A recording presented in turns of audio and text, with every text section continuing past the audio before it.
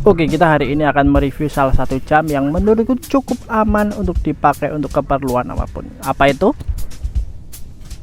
Let's go kita bahas.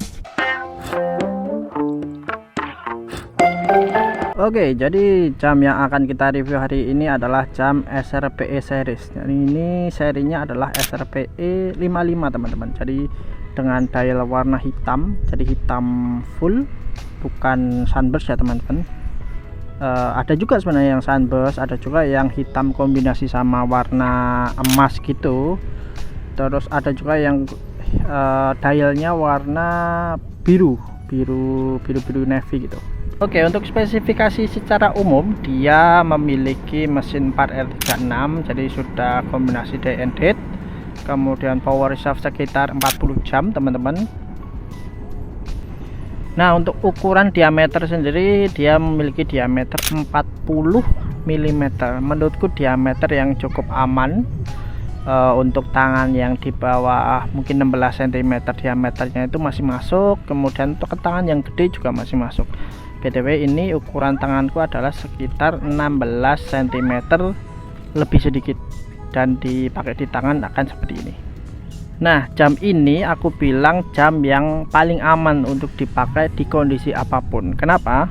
Karena secara desainnya itu cukup simple, nggak neko-neko. Jadi teman-teman kalau pengen lebih dressy tinggal diganti strapnya menjadi strap kulit.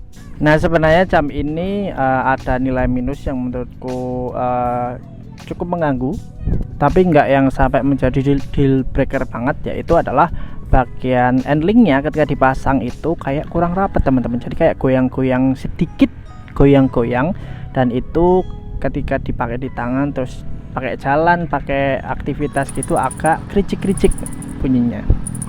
Jadi agak kurang menurutku. Cuma itu bukan masalah yang gede, hanya detail kecil aja yang aku temukan.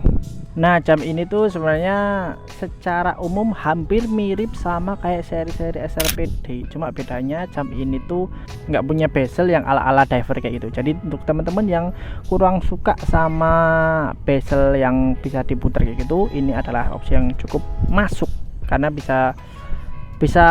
karena jam ini akan bisa jadi lebih dress watch atau casual watch juga bisa, sport watch juga bisa, masuk untuk segala aktivitas. Nah, tapi perlu diingat karena jam ini bukan jam diver certificate dan bukan seri prospek. Nah, untuk water resistance-nya dia nggak bisa buat nyelam ya teman-teman. Tapi kalau untuk basah-basahan kayak gitu, untuk cuci tangan itu masih aman. Nah, jam ini sempat aku ganti strapnya itu braceletnya menjadi bracelet jubil gitu, dan ini jadi hampir mirip sama jam Tudor Black Bay yang aku nggak tahu serinya, tapi kayak gini. Bisa jadi opsi untuk kalian yang pengen Tudor tapi budgetnya kurang, ambil Seiko ini.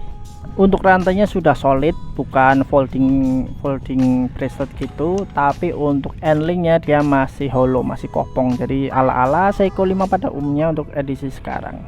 Untuk micro adjustmentnya dia cuma ada 2 lubang, jadi mungkin itu bisa cukup susah untuk teman-teman yang mau ngepasin sesuai lingkar tangan.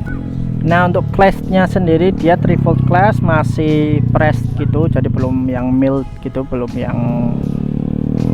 yang bagus lah istilahnya, tapi masih cukup oke.